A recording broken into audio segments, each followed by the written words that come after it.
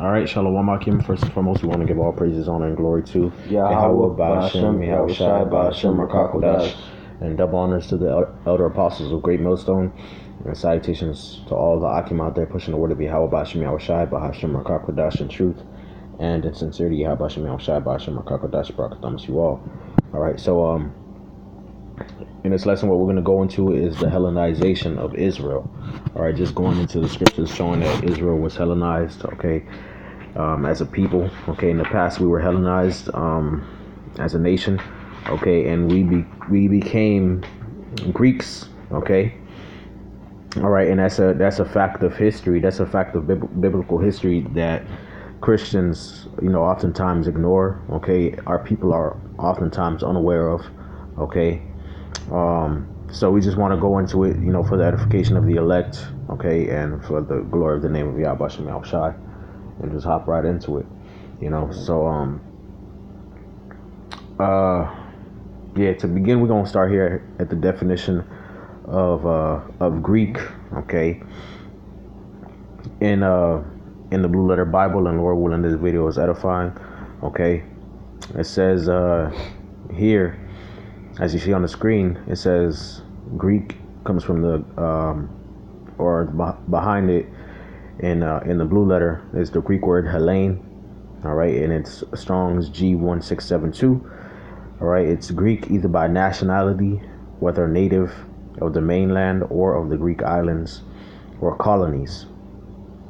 And then two, it says in a wider sense the name embraces all nations, not the Jews, that made the language, custom, and learning of the Greeks their own. The primary reference is to a difference of religion and worship.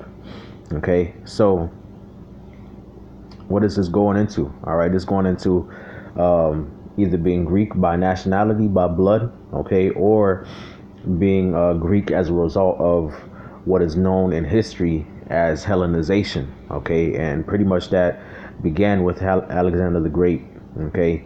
Which we're going to go into that in this lesson, all right, in First Maccabees, all right, and also,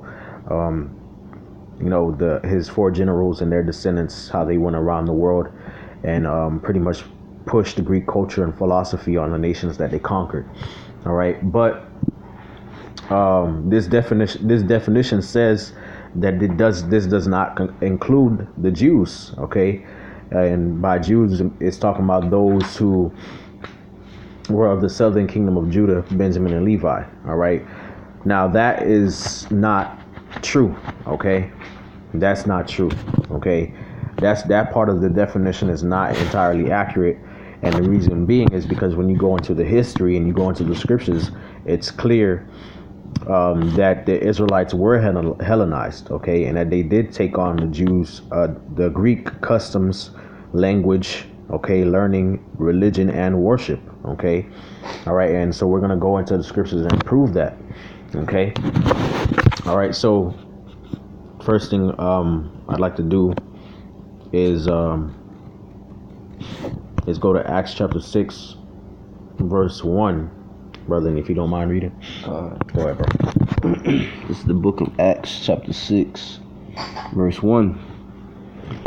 And it reads, in those days, when the number of the disciples was multiplied, there arose a murmuring of the Grecians against the Hebrews, because their widows were neglected in the daily ministration. All right, so it says here in Acts chapter 6, verse 1, it says, and there was a murmuring of the Grecians against the Hebrews. Okay, now if to an unlearned reader, all right, they would assume that this is talking about two different nationalities of people, all right, two different heritages, ethnicities of people.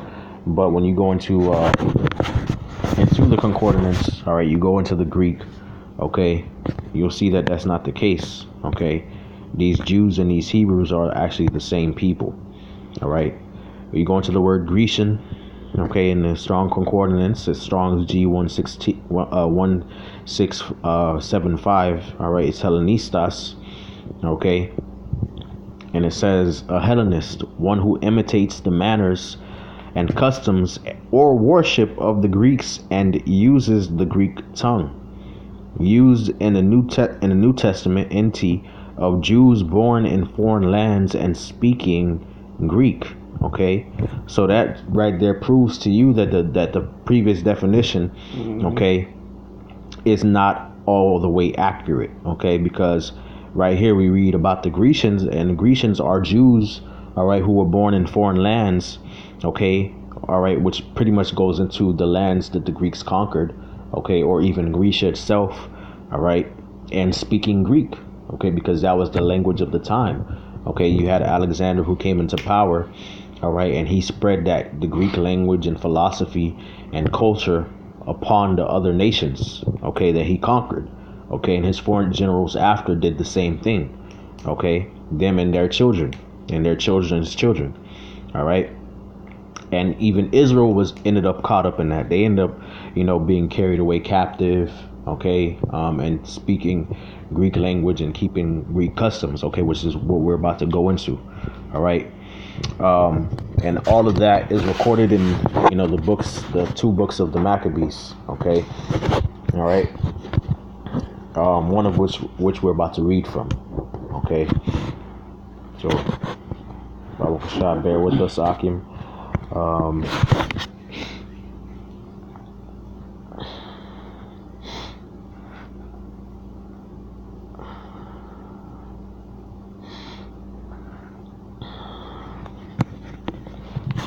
Maccabees chapter 1.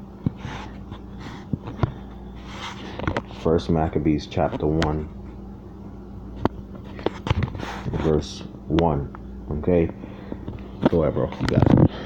And it happened after that Alexander, son of Philip the Macedonian, who came out of the land of Shittim, had smitten Darius, king of the Persians and Medes, that he reigned in his stead the first over Greece, and made many wars, and won many strongholds, and slew the kings of the earth, and went through to the ends of the earth, and took spoils of many nations, and so much that the earth was quiet before him, whereupon he was exalted, and his heart was lifted up.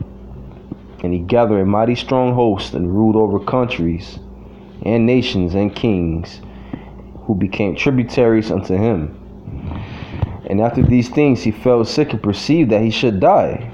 Wherefore he called his servants, such as were honorable, and had been brought up with him from his youth, and parted his kingdom among them while he was yet alive. And that was his four generals, Cassander, Ptolemy, Lysimachus, and Seleucus. That's his four generals, and they're all Edomites. And this pretty much going into how the Greek Empire was established. Okay, you had Alexander, known as Alexander the Great. Okay, he was the son of Philip the Macedonian. All right, and Alexander grew up learning the customs of the Greeks. All right, being learned under a Greek philosopher known as Aristotle. Okay, and so when he went around conquering the globe, all right, in pretty much in a quest to conquer the globe, he conquered the Persian Empire, and what he did is he took the Greek customs and philosophies that he learned, all right, and he was spreading that around as he went. Okay, and it talks about how he just died. Okay, and he fell sick and perceived that he should die, and he passed his kingdom on to his four generals. Verse 7. So Alexander reigned 12 years and then died, and his servants bare rule every one in his place. And after his death they all put crowns upon themselves, so did their sons after them many years. And evils were multiplied in the earth. And there came out of them a wicked root, Antiochus, surnamed Epiphanes, son of Antiochus the king, who had been an hostage at Rome. And he reigned in the 137th year of the kingdom of the Greeks. In those days went there out of Israel wicked men, who persuaded many, saying, Let us go and make a covenant with the heathen that are round about us, for since we departed from them, we have had much sorrow. All right, so we see here, okay, in verse 10 and 11 and 12, or no, it's 10 and 11, Salakia, okay, and 12, how the Israelites, as the Greeks were conquering, okay, and then you had the rise of a man named Antiochus Epiphanes, all right, he was, really forcing that Greek philosophy onto Israel, okay, actually forcing them to keep it, okay, and causing much hell upon Israel for not, obeying him, okay, for not submitting, okay. And so you had the Israelites who were like, okay, you had certain men of Israel, wicked men, who said, let us leave the covenant that we were supposed to keep, and let's go after and make a covenant with the heathens. All right, let's go live like them. Let's go make peace with them. Okay. All right. So that begins, or that's part of a major part of the Hellenization of the nation of Israel. Okay. Go ahead, bro. Verse 12. So this device pleased them well. Then certain of the people were so forward herein that they went to the king, who gave them license to do after the ordinances of the heathen. Yep. There you go. Keep going. Whereupon they built a place of exercise at Jerusalem, according to the customs of the heathen. Yep. And made themselves uncircumcised, and forsook the holy covenant, and joined themselves to the heathen, and were sold to do mischief. There you go. There you go. So you had the Israelites, all right.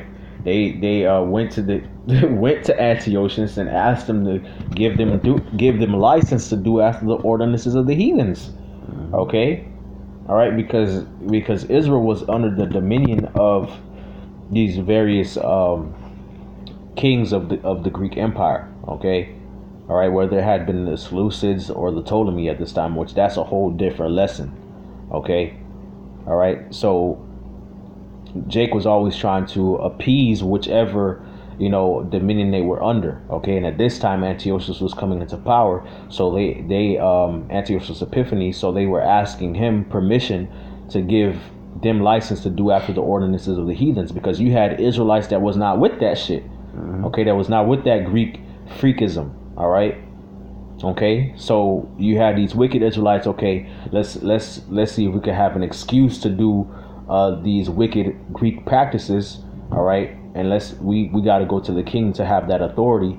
Okay, so nobody can come up against us. None of these other Israelites who are for the commandments, are for the law. Right. Okay, and so what did they do? They built a gymnasium. Okay, a place of exercise at Jerusalem, a gymnasium. Okay, they did according to the custom of the heathens. All right, they made themselves uncircumcised. They didn't circumcise their children. Okay, and they joined themselves unto the heathen. All right, so they started keeping them Greek customs, them Greek practices. All right, they started following after that Greek worshiping Greek gods. Okay, and so on and so forth, man. Them Greek customs and all that stuff, man. Okay, so the Israelites, the Jews, were Hellenized, man. Right. Okay, that right there proves it, man. And this is even in secular history. Okay, go ahead, bro. Jump down to verse 20.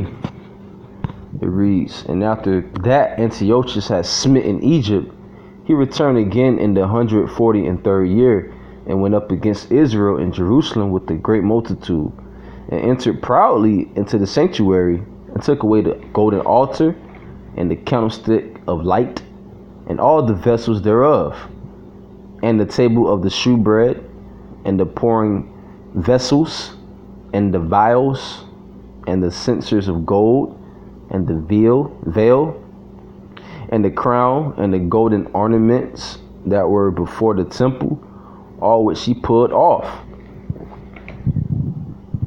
Go ahead, bro. It says, verse 23, he took also the silver and the gold and the precious vessels. Also he took the hidden treasures which he found. And when he had taken all away, he went into his own land, having made a great massacre and spoken very proudly. Therefore there was a great mourning in Israel in every place where they were. Right. So he pretty much sacked the temple. Right. All right. He took all the sacred vessels that the priests used for the offerings and the sacrifices that Israel used and worship towards the Heavenly Father. Okay. He took all of that. Okay. And he pretty much defiled the temple, man. Okay. So you see Antiochus being more aggressive about instilling and imposing Greek rule, okay, and philosophy and a dominion over the Israelites. Okay, this was not something that just happened and then it had no effect. No, man, this was serious, man. Okay, this was going on for hundreds and hundreds of years, man. Okay, go ahead. And you see our people into these Greek fraternities in today's time. Right. Going to different frat parties and taking part in the Olympics. Yeah. You know, getting branded. You know. We have verse 26.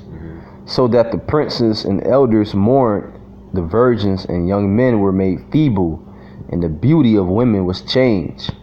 Every bridegroom took up lamentation, and she that sat in the marriage chamber was in heaviness. The land also was moved for the inhabitants thereof, and all the house of Jacob was covered with confusion. And after 2 years fully expired, the king sent his chief collector of tribute unto the cities of Judah, who came unto Jerusalem with a great multitude, and spake peaceable words unto them, but all was deceit. For when they had given him credence, he fell suddenly upon the city and smote it very sore and destroyed much people of Israel. And when he had taken the spoils of the city, he set it on fire and put down the houses and walls thereof on every side. Now can you read that 32nd verse? It says, but the women and children took they captive and possessed the cattle. It says, but the women and children took they captive. So the Greeks took Israelites, Jews, captive into Greece. Okay, the Antiochus and his armies took Israelites captive into his Greek controlled territories, man. Okay, all right. And what does that let you know? Where do you go from there? Okay, logic. You know, judging with reason and logic, what happened next? Okay, like it says in Deuteronomy, okay, you're going to be led away captive, all right, into all these nations. You're going to serve their gods, both wood and stone. Okay, so Israel, like it says in the book of Deuteronomy, will be taken captive to these other nations and serve their gods. Okay, take on their customs, fall away from their heritage. Okay, that's what always happened to Israel when they were among these other nations, man. Okay. All right, so that's what it is, man. Israel was Hellenized. Israel was dominated, okay, and fell under the sway of Greek philosophy and custom, okay, and dominance of the earth, okay. And that was something that was going on for decades and decades, generations after generations, hundreds and hundreds of years, man, to the point where you had Israelites being born speaking Greek as their first language, okay, worshiping Greek gods and keeping Greek customs as their first so-called religion, okay, as their first so-called identity. All right, taking that to themselves as though that was part of who they were. Okay. All right, taking on Greek identity, man. And then we got other scriptures that also go and prove that. Okay. Go ahead, bro. Because it says they took the children. You can teach a child. Right. So they're trying to install their philosophies, their Greek philosophies to the children. Right. So when the children get older, they can teach their children. Yeah, exactly.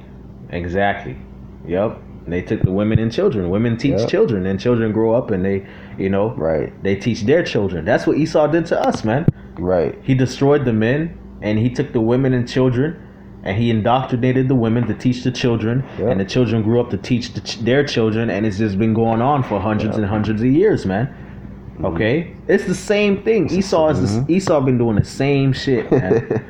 It's a cycle. Right. So I'm gonna jump down to verse 41.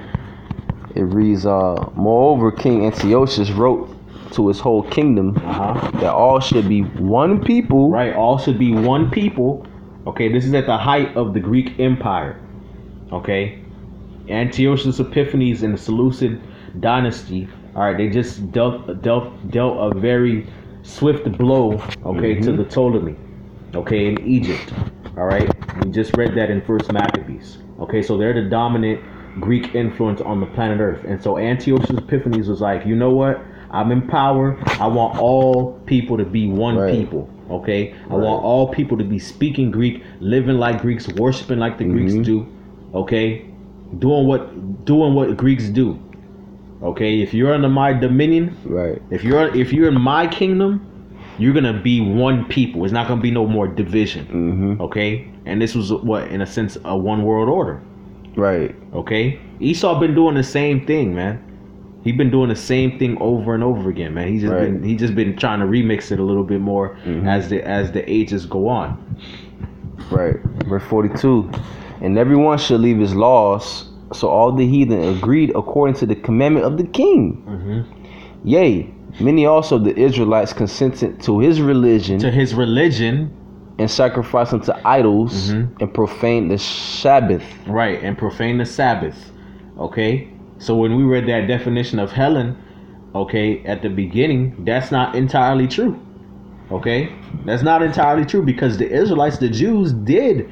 Okay, many of the Israelites did make their religion, okay, and their customs and their languages, okay, and adopted the ways of the Greeks. That actually did happen. It is in recorded and documented history. Right. Okay, and it's in the Bible. Okay, it's alluded to in the New Testament, and it's blatantly written in the scripture in First and Second Maccabees. All right, so there's no getting around it. Verse 44, for the king has sent letters by messengers unto Jerusalem and the cities of Judah, that they should follow the strange laws of the land, and forbid burnt offerings and sacrifice and drink offerings in the temple, and that they should profane the Sabbaths and festival days, and pollute the sanctuary and holy people, set up altars and groves and chapels of idols, and sacrifice swine's flesh and unclean beasts, that they should also leave their children uncircumcised and make their souls abominable with all manner of uncleanness and profanation, to the end they might forget the law and change all the ordinances. And whosoever would not do according to the commandment of the king, he said he should die. Right, so that's so in detail. Okay, that is so plain upon tables, man. All right, Antiochus forced the Israelites, okay, to forget their customs, to forget their religion. All right, and he enforced and indoctrinated them with Greek custom and philosophy and tradition. Okay, plain, and religion and paganism. That's what happened. Okay. And remember, his decree at first was that you should all be one people. All right, so he didn't want the division of nations. Oh, I'm an Israelite. Oh, I'm a Syrian. Oh, I'm this. Oh, I'm that. No, everybody's a Greek. Okay, everybody's a Greek. Everybody speaks one language. We all speak one tongue. All right, we all have one worship. That's it. Okay, so what do you think happened to the Israelites that consented to him? They stopped calling themselves Israelites and started calling themselves Greeks. Right. They started calling themselves Helen. All right. This is where you get that Jew and Greek in the New Testament. This is where you get the Jew and Gentile in the New Testament, the Hebrew and the Grecians. That's where you get that from. Okay. This is where you get the circumcision and the uncircumcision. That's why that animosity was there. Okay, because of the history that was going on. Right. You had Israelites who consented to the Greek customs, to the Greek religion, and didn't circumcise their children. And you had the Israelites that stood firm. And so the descendants of those two factions were at enmity with one another. Right. That's what was going on. Right. Okay? Go ahead, bro. I just want to make a point. I just want to make a statement in verse 47 when it talks about sacrifice swine's flesh. Now, as you can see, to this very day, our people, what? They love pork. They love pork. What you see on the commercials, on on the Applebee's commercial, or these different restaurants, pork on a sandwich, on a burger, So these are them same Edomites, man. Yep. It says, well, he was a wicked root. Talking about Epiphanes, Antiochus. Who are the wicked? The Edomites. Esau, Edom. That's it. You know, and it says, verse 49, to the end they might forget the law and change all the ordinances. This very day our people say the laws and commandments done away with. It's nothing new, man. And nothing new under the sun. Go ahead, bro. Verse 51. In the selfsame manner wrote he to his whole kingdom, and appointed overseers over all the people, commanding the cities of Judah to sacrifice city by city. Then many of the people were gathered unto them, to wit, everyone that forsook the law. And so they committed evils in the land, and drove the Israelites into secret places, even wheresoever they could flee for succor. Right, so it got so bad that the Israelites that wanted to keep their customs and did not want to consent to the king Antiochus, all right, and his followers, okay, that they had to go into hiding, that they had to go run, okay, into secret places, into the mountains, okay, all right, be ducked off, hiding, all right, trying to keep the Sabbath and the high holy days in secret, trying to keep some circumcision in secret, okay, that's how bad it got. Yep. Okay, this is not something that just happens, you know, one day or for a year and then people just get over it. No, man. Mind you, Jake was already, you know, being Hellenized prior, but now it's being forced on them. Prior to Antiochus coming to power, Jake was already learning the custom of the Greeks. Okay, all right, because of all the wars that was going on back then. Jake being taken into captivity and so on and so forth, and the Greeks being, you know, a dominant empire on the earth.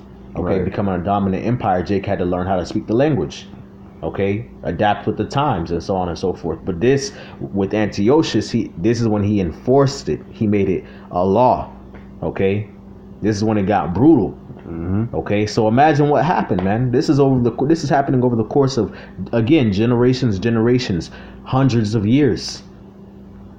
Okay, so when you go into the New Testament, you have to go into the New Testament with that in mind. Okay, all right, and it becomes very apparent, okay, when you actually read it in context. Okay, when you go precept upon precept, line upon line. All right, but yeah, shoot, let's go to Second Maccabees. Let's go to Second Maccabees, 6. Nah, you ain't gotta do it like that. I'm there. Okay, you there? Yeah. Okay. Second Maccabees chapter 6 verse 1. Not long after this, the king sent an old man of Athens to compel the Jews to depart from the laws of their fathers and not to live after the laws of the Most High, and to pollute also the temple in Jerusalem, and to call it the temple of Jupiter Olympus, and that in Garism of Jupiter, the defender of strangers, as they did desire that dwelt in the place. The coming in of this mischief was sore and grievous to the people, for the temple was filled with riot and reveling by the Gentiles, who dallied with harlots and had to do with women within the circuit of the holy places, and besides that brought in things that were not lawful. The altar also was filled with profane things which the law forbiddeth. Neither was it lawful for a man to keep Sabbath days or ancient fasts, or to profess himself at all to be a Jew. Right, there you go. That's all I need right there. Gone. All right, and to profess himself at all to be a Jew.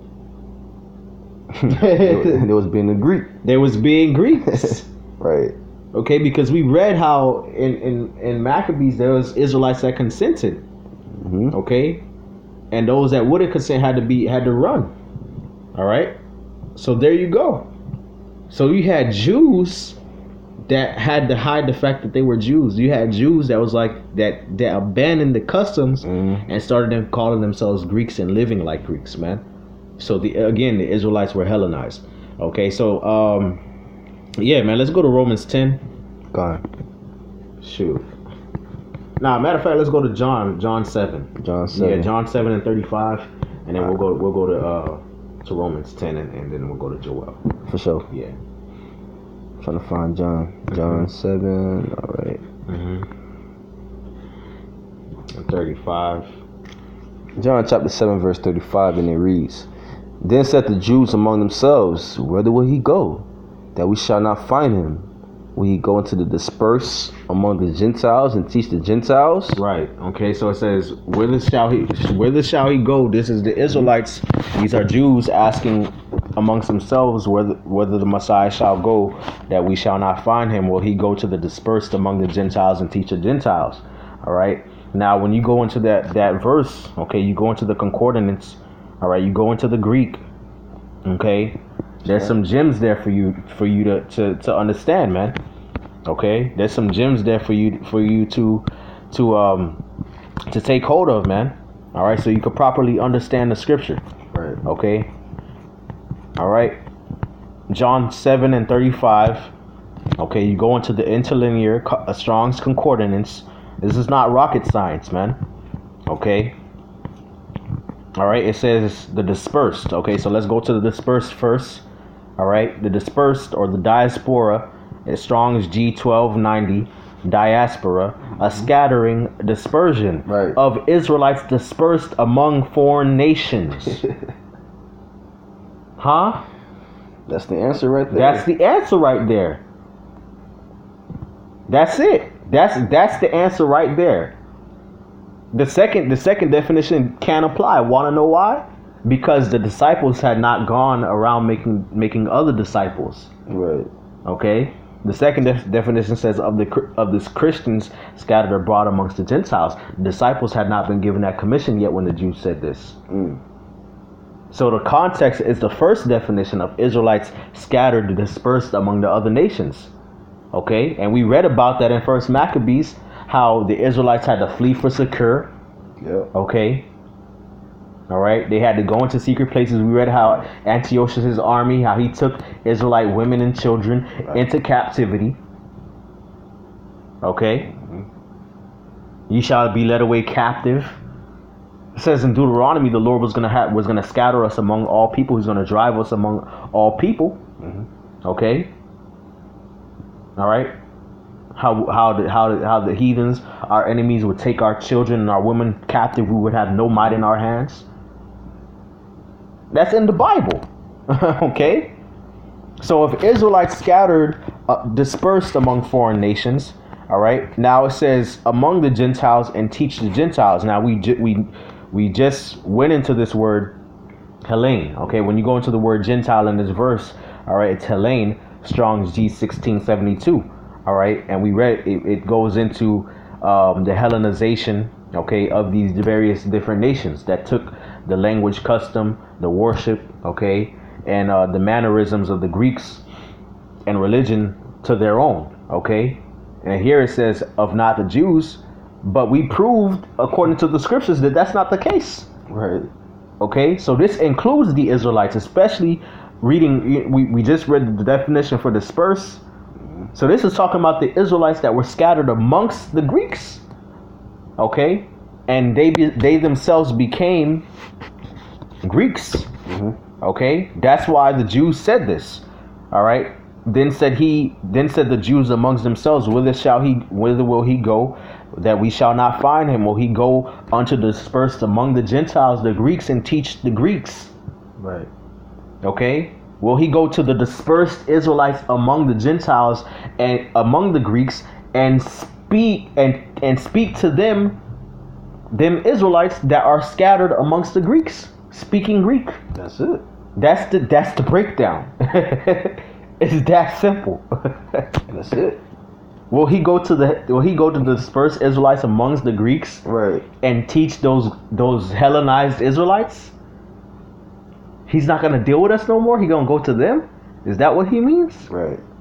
But that's not what Yahushua meant.